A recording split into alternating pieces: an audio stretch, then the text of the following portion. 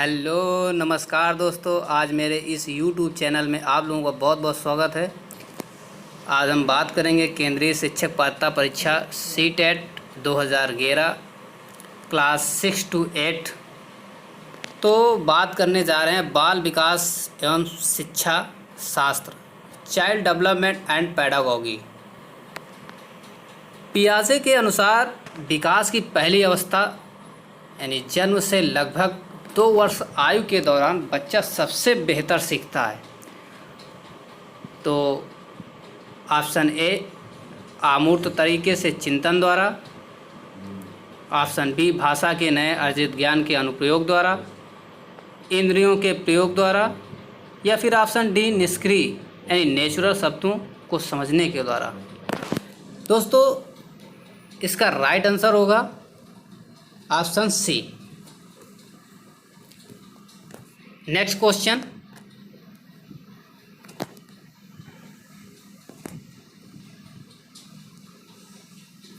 सबसे अधिक गहन और जटिल सामाजिकरण होता है।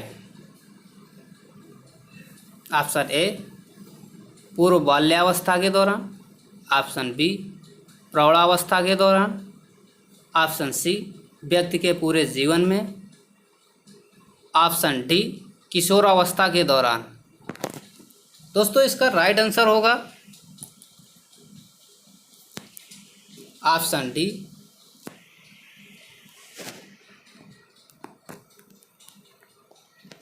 नेक्स्ट क्वेश्चन, आनुवंशिकता को सामाजिक संरचना माना जाता है। ऑप्शन ए गत्यात्मकता, ऑप्शन बी स्थिर, ऑप्शन सी प्राथमिक, या फिर ऑप्शन डी गौड़। इसका राइट आंसर होगा ऑप्शन बी।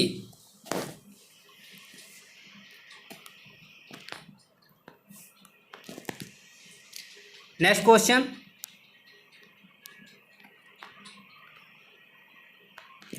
सीखने का वह सिद्धांत जो पूर्ण रूप से और केवल अवलोकनीय व्यवहार पर आधारित है, सीखने के सिद्धांत से संबंध है। ऑप्शन ए व्यवहारवादी, ऑप्शन बी रचनावादी, ऑप्शन सी संज्ञानवादी, ऑप्शन डी विकासवादी। दोस्तों इसका राइट आंसर होगा ऑप्शन ए।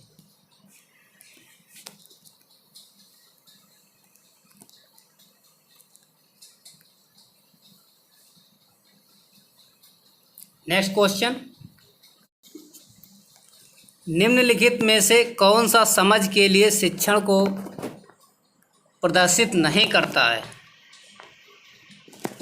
ऑप्शन ए समानता और अंतर देखने और सादृश्यता स्थापित करने के लिए विद्यार्थियों को सहायता करना, विद्यार्थियों को एकांकी तथ्यों और प्रक्रियाओं को याद करने के योग्य बनाना, परिघटना या अवधारणा को अपने शब्दों में अभिव्यक्त करने के लिए विद्यार्थियों का कहना, ऑप्शन डी नियम कैसे काम करता है इसे स्पष्ट करने हेतु उदाहरण उपलब्ध कराने के लिए विद्यार्थी को पढ़ाना। दोस्तों इसका राइट आंसर होगा ऑप्शन बी। नेक्स्ट क्वेश्चन की बात करते हैं,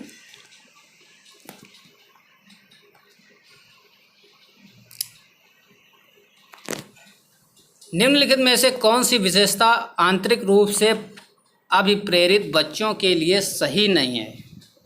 ऑप्शन ए वे कार्य करते समय उच्च स्तर की ऊर्जा प्रदर्शित करते हैं, ऑप्शन बी वे चुनौती भरे कार्यों को पसंद करते हैं, ऑप्शन सी ये हमेशा सफल होते हैं, ऑप्शन डी उन्हें कार्य करने में आनंद आता है। तो दोस्तों इसका राइट आंसर होगा option C. Next question,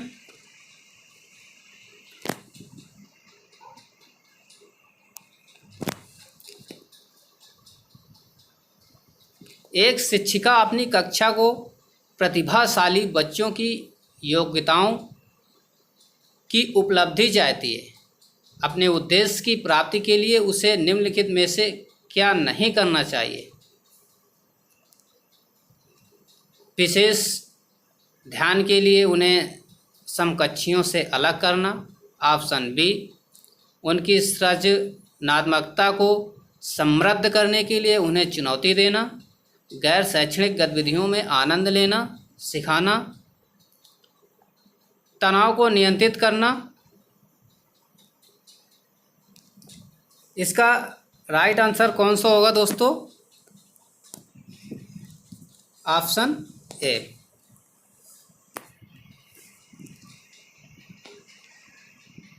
next question,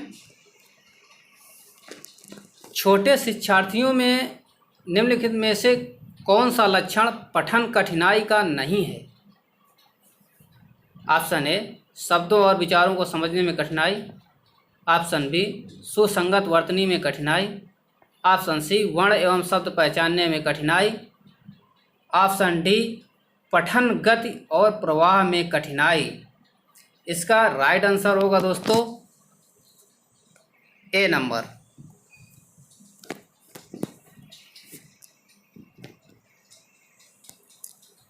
अब हम नेक्स्ट क्वेश्चन की बात करते हैं। शिक्षार्थियों का आत्म नियम की ओर संकेत करता है। ऑप्शन ए, विद्यार्थी निकाय द्वारा बनाए गए नियम विनियम। ऑप्शन बी, स्व अनुशासन और नियंत्रण। ऑप्शन सी, अपने सीखने का स्वयं पर्यवेक्षण करने की उनकी योग्यता। ऑप्शन डी, विद्यार्थियों के व्यवहार के लिए विनिमय बनाना। इसका राइट आंसर होगा दोस्तों ऑप्शन सी। अब नेक्स्ट क्वेश्चन की बात कर लेते हैं। निम्नलिखित में से किस कथन को सीखने के लक्षण के रूप में नहीं माना जा सकता? ऑप्शन ए, व्यवहार का अध्ययन सीखना है। ऑप्शन बी, अनअधिगम भी सीखने का एक हिस्सा है। सीखना एक प्रक्रिया है जो व्यवहार में मध्यस्थता करती है। ऑप्शन डी, सीखना कुछ ऐसी चीज़ है जो कुछ अनुभवों के परिणाम स्वरूप घटित होती है। तो इसका राइट आंसर होगा दोस्तों option A number. A number. Next question,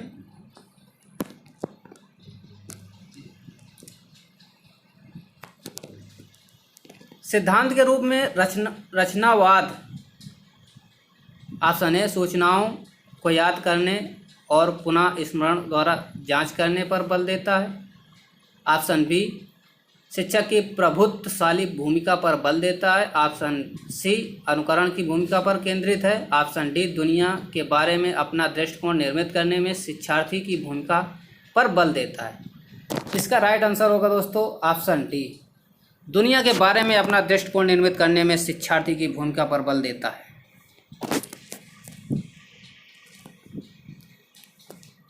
next question की बात करते हैं। सृजनात्मक शिक्षार्थी वह हैं जो ऑप्शन ए, परीक्षा में हर बार अच्छे अंक प्राप्त करने के योग्य हैं।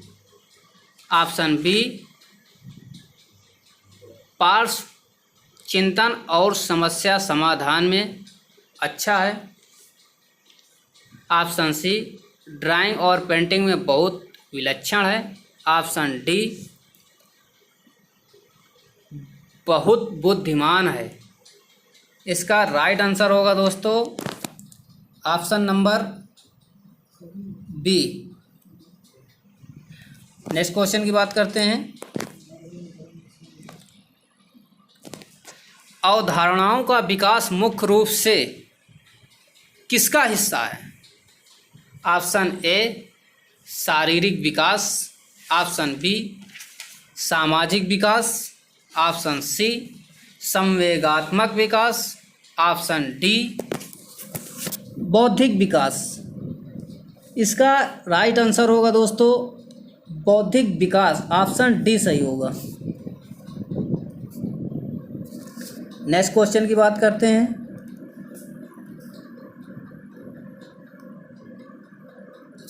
व्यक्तिगत शिक्षार्थी एक दूसरे से किसमें भिन्न होते हैं? विकास क्रम में, ऑप्शन बी विकास की सामान्य क्षमता में, ऑप्शन सी बुद्धि एवं विकास के सिद्धांतों में, ऑप्शन डी विकास की दर में।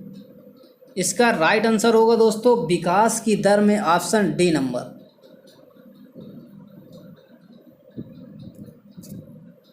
अब नेक्स्ट क्वेश्चन की बात करते हैं।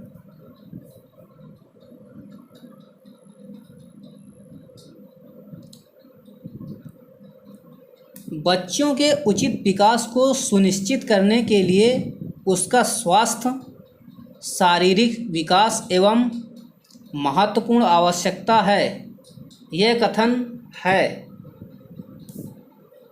ऑप्शन ए सही है, क्योंकि विकास क्रम में शारीरिक विकास सबसे पहले स्थान पर आता है। ऑप्शन बी सही है, क्योंकि शारीरिक विकास विकास के अन्य पक्षों के साथ अंतः संबंधित है। ऑप्शन सी गलत है, क्योंकि शारीरिक विकास विकास के अन्य पक्षों को किसी भी प्रकार से प्रभावित नहीं करता। ऑप्शन डी गलत हो सकता है, क्योंकि विकास नितांत व्यक्तिगत मामला है। इसका राइट आंसर होगा दोस्तों option number B. Next question की बात करते हैं।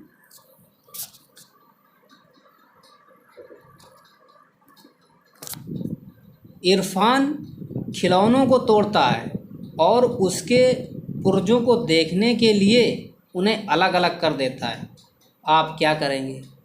ऑप्शन ए उसके जिज्ञासु स्वभाव को प्रोत्साहित करेंगे और उसकी ऊर्जा को सही दिशा में संचारित करेंगे। ऑप्शन बी उसे समझाएंगे कि खिलौने को कभी तोड़ना नहीं चाहिए। ऑप्शन सी इरफान को खिलौनों से कभी भी नहीं खेलने देंगे। ऑप्शन डी उस पर हमेशा नज़र रखेंगे।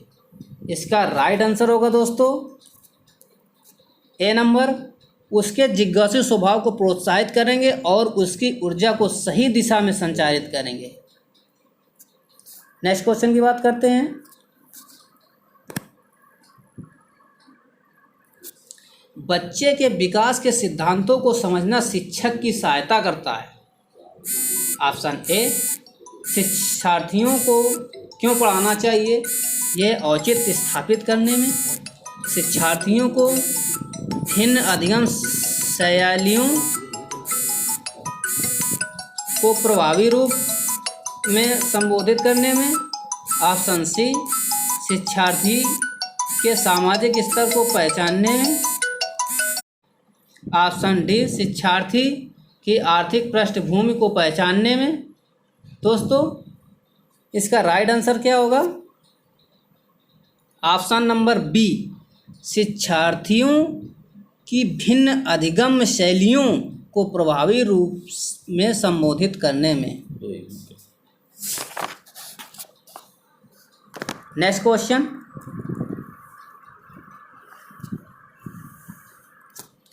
प्रत्येक शिक्षार्थी स्वयं में विशिष्ट है, इसका अर्थ है कि ऑप्शन ए सभी शिक्षार्थियों के लिए एक समान पाठ्य चर्चा संभव नहीं है। ऑप्शन बी एक विषम रूपी कक्षा में शिक्षार्थियों की क्षमताओं को विकसित करना असंभव है।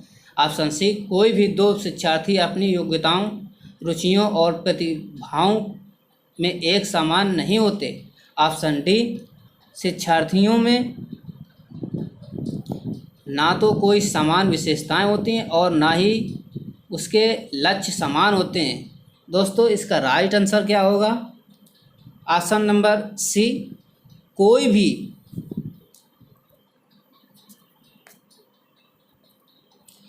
भी दो शिक्षार्थी अपनी योग्यताओं, रुचियों और प्रतिभाओं में एक समान नहीं होते हैं। नेक्स्ट क्वेश्चन की बात करते हैं हम। पुरुष स्त्रियों की अपेक्षा ज़्यादा बुद्धिमान होते हैं, यह कथन है। ऑप्शन ए लैंगिक पूर्वाग्रह को प्रदर्शित करता है। ऑप्शन बी बुद्धि भिन्न पक्षों के लिए सही है। ऑप्शन सी सही है। ऑप्शन डी सही तो हो सकता है। इसका दोस्तों राइट आंसर होगा ए नंबर, किन्हीं दो वर्गों में विभेद करना लैंगिक पूर्वाग्रह को प्रदर्शित करता है। अगला क्वेश्चन, क्रिस्टीना अपनी कक्षा को क्षेत्र भ्रमण पर ले जाती है और वापस आने पर अपने विद्यार्थियों के साथ भ्रमण पर चर्चा करती है।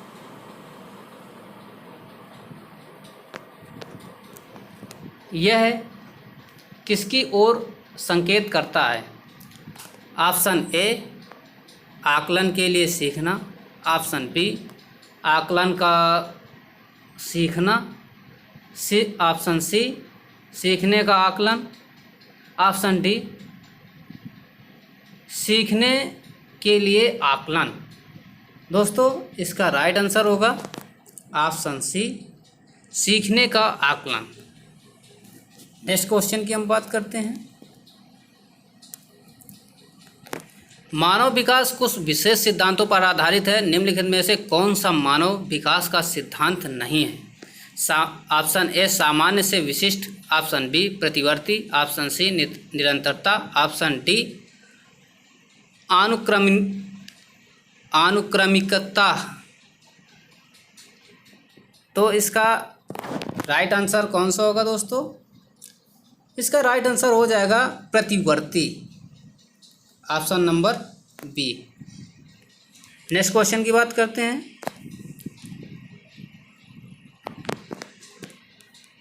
निःशक्त बच्चों के लिए समेकित शिक्षा की केंद्रीय प्रायोजित योजना का उद्देश्य है। किसमें निःशक्त बच्चों को शैक्षिक अवसर उपलब्ध कराना? ऑप्शन ए मुक्त विद्यालयों। Option be blind relief association के विद्यालयों। ऑप्शन सी नियमित विद्यालयों। ऑप्शन डी विशेष विद्यालयों। दोस्तों इसका राइट आंसर होगा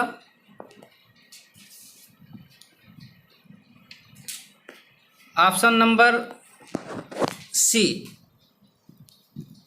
नियमित विद्यालयों।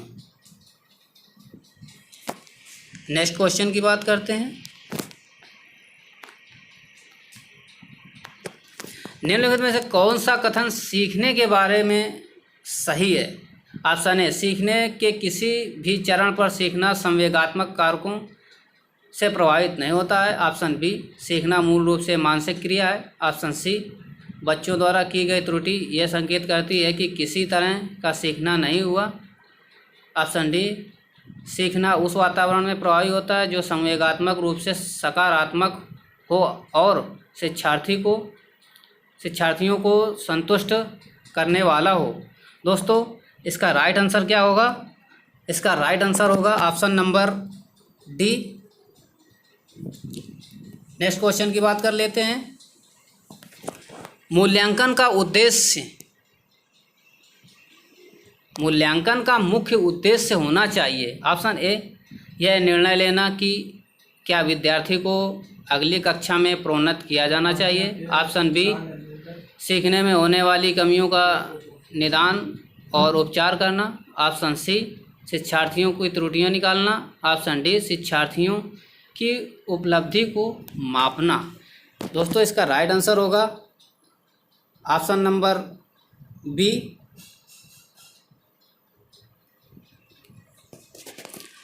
अगले क्वेश्चन की बात करते हैं।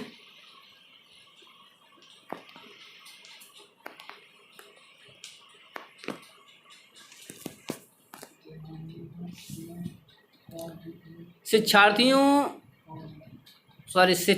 जो पहले सीख चुके हैं उसकी पुनरावृत्ति और प्रत्यास्मरण में शिक्षार्थियों की मदद करना महत्वपूर्ण है, क्योंकि पूर्व पाठों को दोहराने पर का यह प्रणाली एक प्रभावी तरीका है। ऑप्शन बी यह शिक्षार्थियों की स्मृति को बढ़ाता है जिससे सीखना सुदृढ़ होता है। ऑप्शन सी, यह किसी भी कक्षा अनुदेशन के लिए एक सुविधाजनक शुरुआत है। ऑप्शन डी, नई जानकारी को पूर्व जानकारी से जोड़ना सीखने को समृद्ध बनाता है। दोस्तों, इसका राइट आंसर होगा ऑप्शन नंबर डी, नई जानकारी को पूर्व जानकारी से जोड़ना सीखने को समृद्ध बनाता है। अब हम नेक्स्ट क्वेश्चन की बात करेंगे। सृजनात्मक उत्तरों के लिए आवश्यक है। ऑप्शन ए, मुक्त उत्तर वाले प्रश्न। ऑप्शन बी, एक अत्यंत अनुशासित कक्षा। ऑप्शन सी, प्रत्यक्ष शिक्षण एवं प्रत्यक्ष प्रश्न। ऑप्शन डी, विषय वस्तु आधारित प्रश्न। दोस्तों, इसका राइट आंसर कौन होगा? ऑप्शन नंबर ए, मुक्त उत्तर वाले प्रश्न। नेक्स्ट क्वेश्चन की बात करते हैं।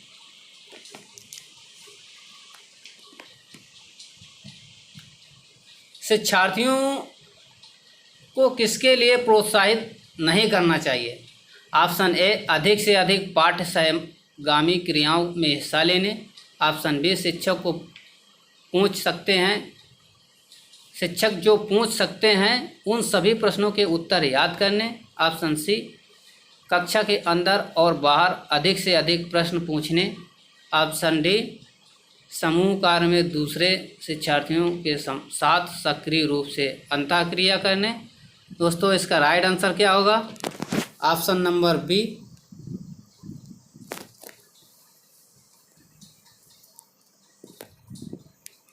नेक्स्ट क्वेश्चन की बात करते हैं। निम्नलिखित में से कौन सा रचनात्मक आकलन फॉर्मेटिव असेसमेंट के लिए उचित उपकरण नहीं है? ऑप्शन ए, सत्र परीक्षा। ऑप्शन बी, प्रश्नोत्तरी और खेल।